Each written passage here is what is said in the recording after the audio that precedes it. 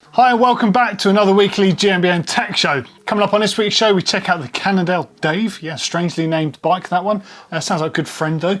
The common sale prototype high pivot downhill bike that we saw raced at Leergang at the weekend. We see some of the best bike caves we've ever seen. And also, we look at a bike with a hidden shock on there. Okay, so into this week's show, and not really a topic as such, but everyone at work has been discussing the fact there seems to be more and more bikes turning up with the old party out back option. You know, the smaller rear wheel, the mullet setup, the mixed wheel, the MX, whatever you want to call it. Smaller wheel on the back, bigger wheel on the front. Now, it's undeniable, it does look kind of cool, and it's definitely got some performance traits that could be a good thing for sure. And we have looked at this in detail many times.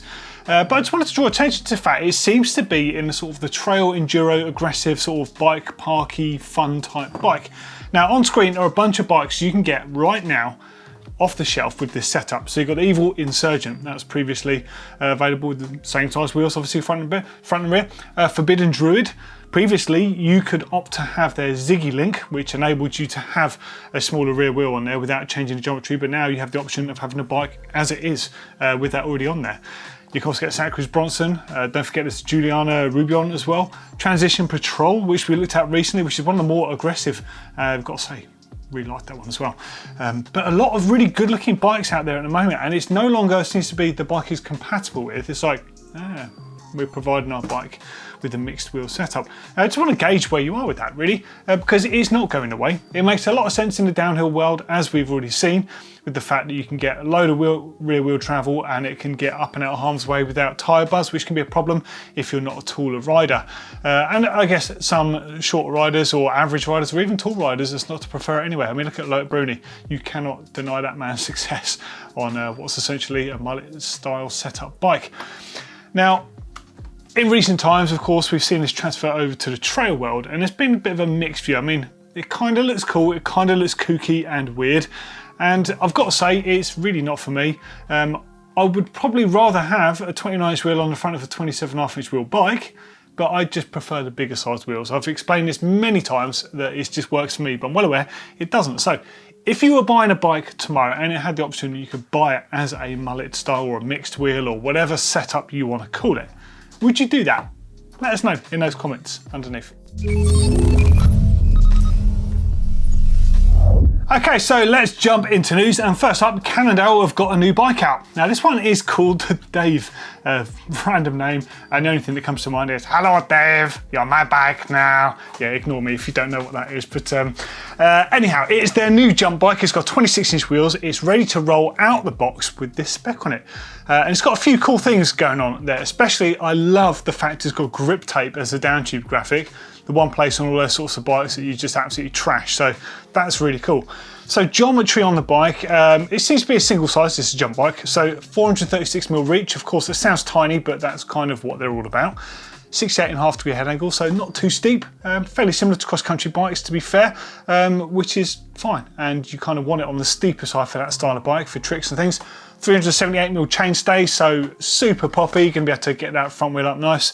580mm top tube on there, and it's kitted out with some interesting things. So on the bike you've got the fabric magic saddle, and you've also got the fungi grips, so like kind of a mushroom profile grip. Probably the most comfortable style grips you can get, but obviously they're not the best for like trail use because your hands can slide on them, but for jumping, perfect for additional cushioning. So it retails for 1,099 quid here in the UK, or 1,199 euros. Don't have US pricing. Currently this is all I've been sent.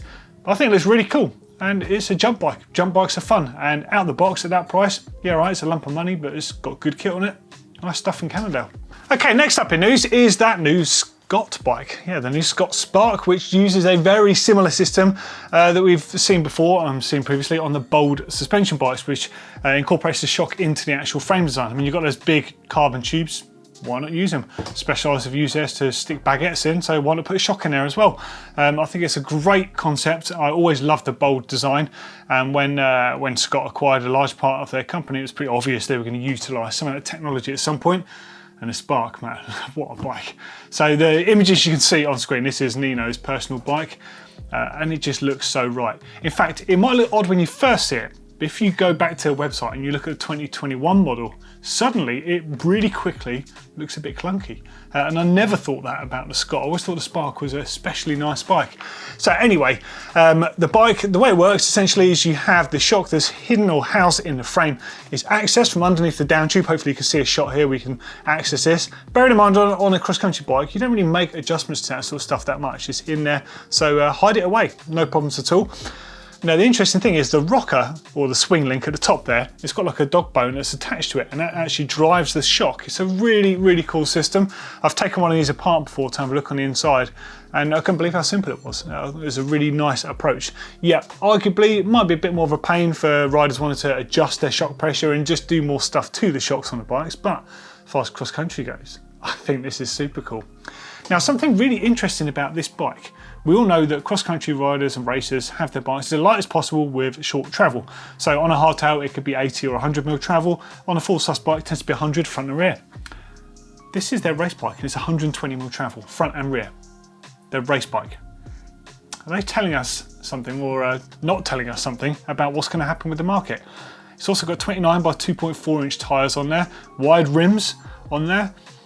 It's kind of hinting, I think, at where cross-country may go in the future, and that's something that makes me really excited. Although I'm slightly alarmed at the fact it's got 120mm travel, because suddenly there's going to be no excuses for not being as fit as the top guys and girls are in cross-country when you're riding a trail bike. You kind of use that amount of travel. Yeah, it's a bit heavier, it's not as fast as a cross-country bike. You won't be able to get away with that one for long. So geometry on this bike, so 67.2 degree head angle on there, so they've gone slacker as well. Seat angle, it varies depending on the size, so from 75.9 up to 76.9, so it's steeper than usual, tending to hover around 68 degrees on the front and around 74 on most traditional bikes with 100mm travel, so it's much more orientated towards a trail bike, I think. Chainstay on there, 437.5, so that's neither here nor there, and a reach, 411 up to 501mm. 501 for an extra large cross-country bike, that's a really long bike. So on a trail bike with a 501mm reach, I'd probably be running anywhere between a 40 and a 50mm stem.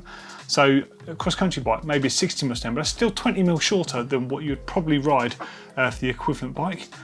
I think that's all got to be a good thing. But there is something that bugs me about this bike. It looks beautiful, no doubt. You've hidden the shock away, beautiful. Nino's race bike, of course, has SRAM access on it, no cables. And yet you have this thing hanging off the handlebars.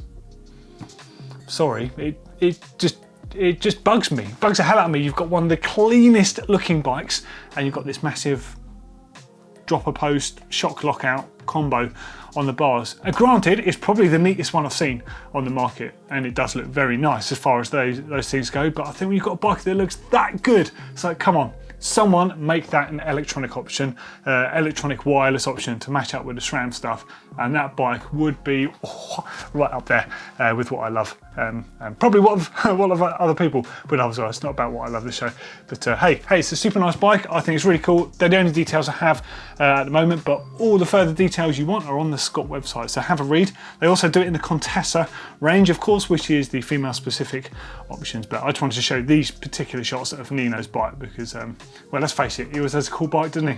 Next thing in news isn't a new product as such, but it's cool information about where we might see Olins going. So Olins have basically just signed a contract with Specialized for another 3 years. So you're going to see racers like Loic Bruni continuing using their DH38 shock, and I think a DH38 fork and the TTX 22M rear shock. God, that's a mouthful, isn't it? Come on, give them a name, guys. Bit of a pain in the ass that is. But really interesting to see that it looks like they're really committing to developing stuff that we're already starting to see hit into the market to buy this stuff. But it's going to be interesting where they're going to go in the future with it. Now they're also staying on with Cannondale bikes, so they've got that new Cannondale 21 team. So amongst the riders and racers on there, you've got Angel Suarez on there, and you've got some very, very rapid riders all using the Olins stuff. Now, speaking of that Olins shock and Angel Suarez link in there, he's running, of course, that new Cannondale prototype, which is the next thing in news. So just keep an eye out on Olins and what's going to be coming up in future, because I have a sneaking suspicion there's going to be a few more product launches coming. But the Cannondale, here we go. Here's one for you on screen. So this is the prototype, which we saw raced at the weekend at Leogang. The new Supreme DH bike. Just look at this thing. My God. So it's a super successful platform. They've had the high pivot configuration with the idler wheel on there, and it's worked clearly very well for races like Armour Hyperion. But now they've got this new design. So it looks very much refined compared to the old one, which ironically is still being raced by many teams. It's a currently available one. Conversal are quick to say, actually, their words, they said there's no commercialisation on the cards yet. So this is, strictly speaking, a development bike. And that would explain a lot of the things on it. So it appears to be a high pivot bike. It appears to have, well, they're calling it a virtual high pivot bike because it's got an additional link on there. And you might notice in this shot, there's a strut that joins the lower link to the upper rocker link there. Now that reminds me a little bit of the felt Equilink system that was around a few years back. Kind of, I guess you could call it a 6-bar system in the way that it works, but more the point is the amount of adjustability in it. Now looking at that bar, now if you look at the difference between these two bikes, I think one of them belongs to Armour Hyperion. The other one, I forget whose bike it is on screen, but one of them has 2 points of adjustment, the other one has 1 point of adjustment. So there's definitely things going on here.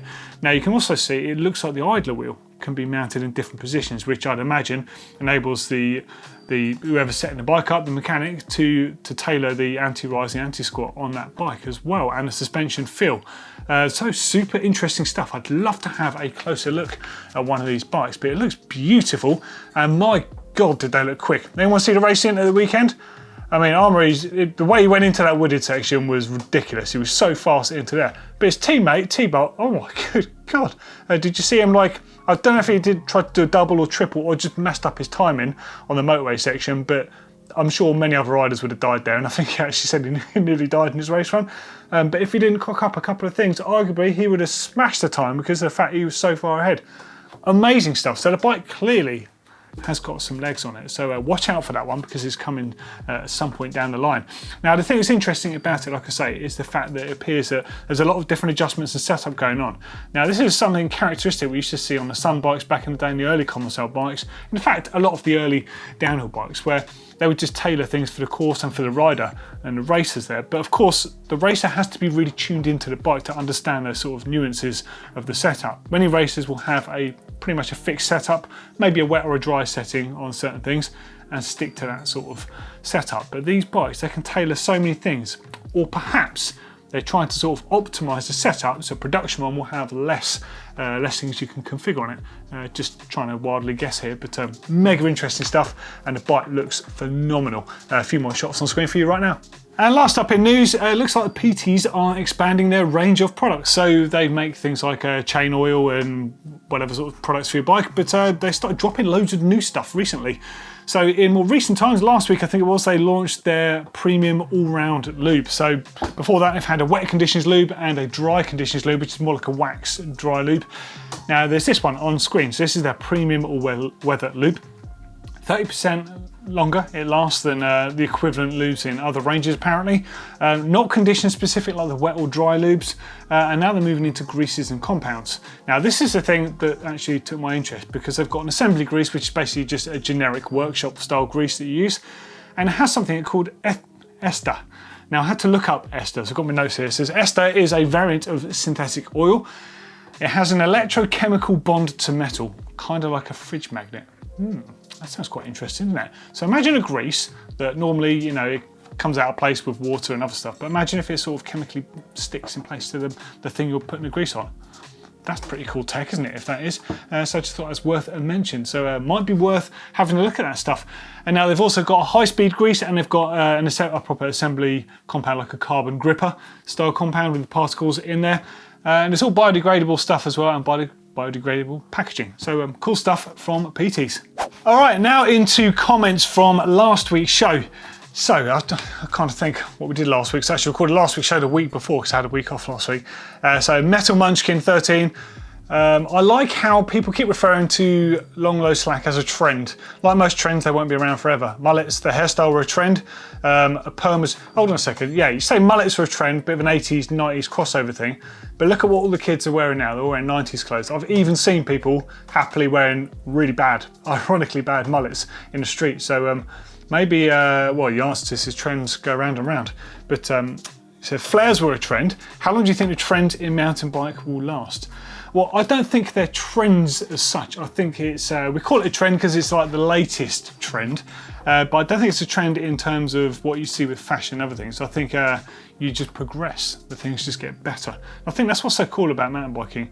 The video I put out the weekend with that original clunker bike that was put together, well, assembled by Gary Fisher, it just showed me, you know, how far we've come. I mean, that bike was, what, 43, 44 years old? Or thereabouts when it was built.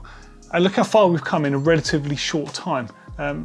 You know, we've got the long low slack thing, and of course manufacturers want to stand out. So I do understand why they're doing it, although it's a little bit annoying. But yeah, I don't know. I think it's just progression. Sorry, bit of a vague answer there. From Michael next, best mountain bike name, I forgot about the name thing, Josh Bender. Yeah, he was an absolute lunatic. You know, it's Josh Bender we have to thank, if that's a thing, for the Red Bull Rampage.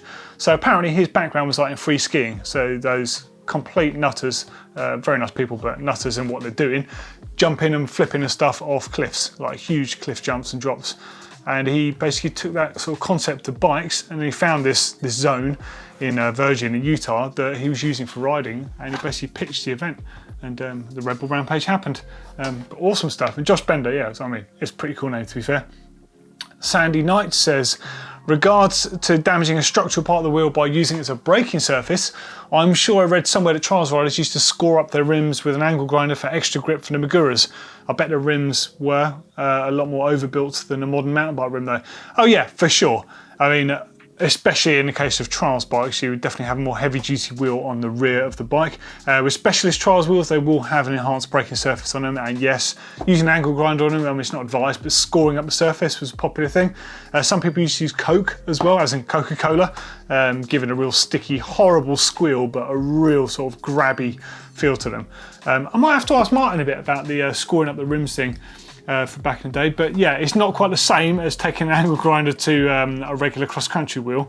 But say, you know, you're braking on a structural part of the wheel, the rims themselves were still designed for braking on. It just seems mad to me that you're wearing part of the wheel away, which is a structural thing. So I just think that's kind of moved away to a bit, certainly more the past anyway these days. Next up's from Rob.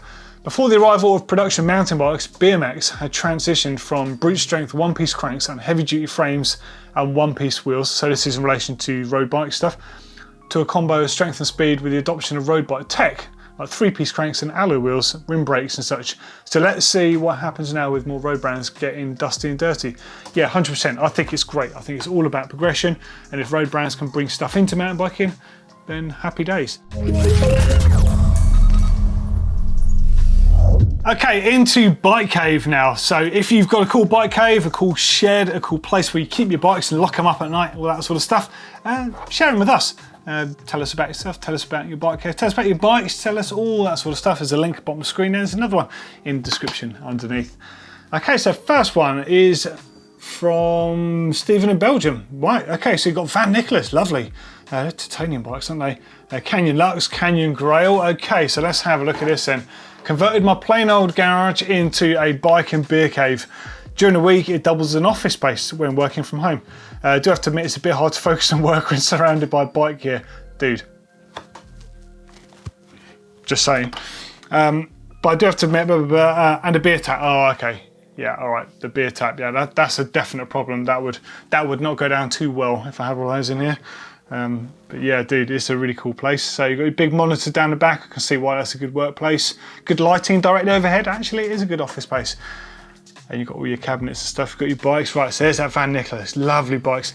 Now, if you don't know who Van Nicholas bikes are, look them up. Absolutely stunning bikes. Really, really nice. Beautiful titanium construction. But you've also got a Canyon there as well. It's an XC. That's super nice. You've got a Canyon road bike. You've got another bike. I can't quite see what that is. Is that another Canyon? Is that a Lux you got there as well? I think it might be. Kind of hard to tell from an angle because it's the two-tone on the frame is a bit, it throws it out a bit. But whoa, hell of a collection. Got to say, that Van Nicholas though. That's the one I'd want to have a look at out of those three. Next up's from Oscar in New Jersey. Nice. Me and my dad have been building this bike cave into our basement since late 2020 and finished it in January. I used the place to work on the bikes and just messing around with stuff, and I'm 15 years old. No way. Wow, okay, so you've got a future as a carpenter then, if you're already knocking stuff up like this. Really clean and tidy. Lovely pegboard at the back there. Everything's good. Martin will be pleased. Everything is more or less at a 90-degree angle on there. He's really weird with that sort of thing, but yeah, I like it. Swivel vise too. Nice worktop. Loads of good storage underneath. That's the name of the game. Oh man, look at the place. It looks great. Nice flooring in there. Guessing that's some sort of utility space, or perhaps your garage in the next room over. But oh man, really good stuff. Looks great. Compressor as well. Awesome stuff. Some really properly good bike caves this week. I'm well impressed. If you've got a bike cave, even if it's not a patch on any of these ones, send it in because we love seeing them. It's all good stuff.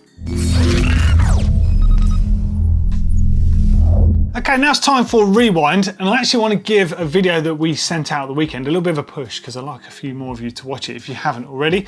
It was the video about that 1976 clunker, the one that was assembled by Gary Fisher for Richard Grant, who actually brought the bike back to the UK. He bought the bike for 275 bucks and then brought it back to the UK, which technically makes it one of the first exported bikes. Now, some really interesting comments on that video. So firstly, there's going to be a link to the video in the description underneath, and thank you to anyone that's already watched it because it was just really cool. I think you can see that when I'm talking to Jay with the bike, it's the first time I've seen it and we were just talking. We didn't plan it too much. He told me a bit about the bike and I just got to see it. So it's all completely natural, the stuff that's in there. And of course, yeah, there's going to be a few little niggles with things in there. And kind of interestingly, in the comments, Charlie Kelly actually got involved in the GMBN comments. Charlie Kelly, the Charlie Kelly, has been on the GMBN Tech comments.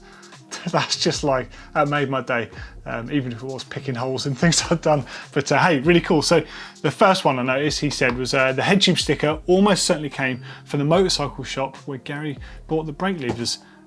Mega interesting. So we actually shot the video a couple of weeks back and I managed to get a chat in with Gary, and I wasn't able to, due to other meetings and time zones and things, get a chat with Charlie at a time that suited him. And I managed to chat to Charlie, I think on like Thursday last week. So obviously a lot of the video had been assembled, but it was really fascinating hearing some of the stuff he had to say. And actually, it sounds like he might be visiting the UK at some point, so hopefully we'll get to see Charlie sooner than it would be if we were visiting the States. But anyway, Charlie told me a load of stuff, and he's clearly watched the video now as well and actually gone away and thought a bit about the bike and remembered some stuff that didn't come up when we were chatting. So that's super great stuff. And interestingly, he said in the comments that he doesn't think the bike is a Schwinn. So I said that the bike was probably based on a Schwinn Excelsior, which most of those bikes were, but of course they were all based on post-war or pre-war actually, beach cruiser style bikes. Some of them insanely old, some of them from the 40s, some as old as the 30s. So, and the common one used was a Schwinn Excelsior because the fact there was just so many of them available. But he says it could be a Shelby. So I looked up some Shelbys and I've not really managed to find that much other than some really poor examples that the down tube's not the same shape and the top tube where the tank would go on isn't quite the same shape.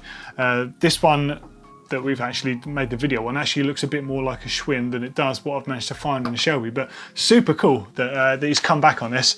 And then also in the comments, oh yeah, totally 08 says, it's a matter of opinion which you could call the first true MTB, but Jeff Apps is the father of the mountain bike in the eyes of many.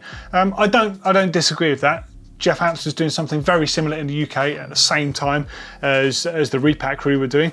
But his was a totally different thing. The Repack guys were looking at doing time trials effectively down the side of a mountain, which technically was the first form of downhill racing. Got Repack post up there, signed by Charlie and Joe Brees from when I visited the museum with Neil a few years back.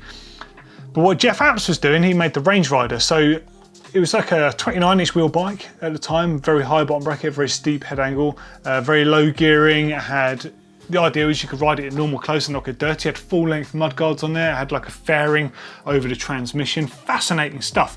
And actually, I'd really like to do something with that, or at least if we can't because they might not exist anymore, perhaps try and make something similar just to see where he was at with those. But incidentally, Jeff Apps actually when he found out about the repack crew and found out what Gary Fisher was doing, he was like, oh my God, like someone else is doing what I'm doing. I'm not the only one. This is great. Because you think back in those days, it wasn't, you know, it wasn't mainstream media. It wouldn't have been on TV. So the only way you'd have found out about it is by reading about it somewhere. So this small little niche scene going on in Marin County, there's this tiny little scene going on in the UK. Before that, of course, there's a Rough Stuff Fellowship. There's all these little pockets everywhere. No one's saying that the repack crew did it first, but undeniably, they put mountain biking on the map because, let's face it, Charlie Kelly invented downhill racing as we know it with the synchronized stopwatch.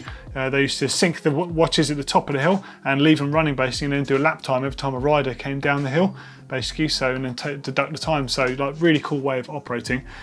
And of course, when Charlie Kelly and Gary Fisher went into business together as Fisher Kelly Mountain Bikes, that was when they actually put a name on the mountain bikes as what we know as mountain bikes. So that bike is still, I'm going to stick with it, it's still like a forerunner for the mountain bike.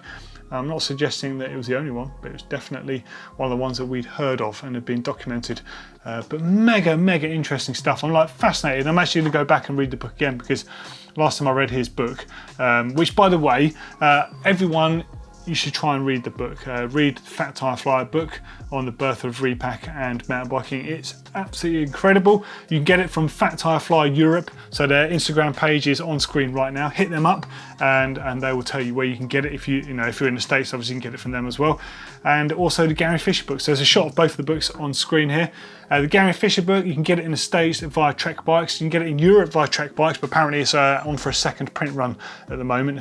Guy Kestervin, who's one of the writers behind the book, he actually told me, he answered an Instagram post saying, yeah, actually there's a second run happening, so it will be available soon again in Europe. So they're both utterly fascinating. Honestly, there's just so much great history in there.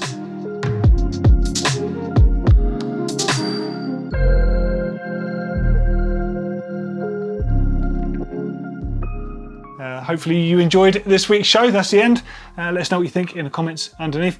And don't forget to watch the video from the weekend if you haven't already. Thanks a lot. See you in the next one. Ta-ra.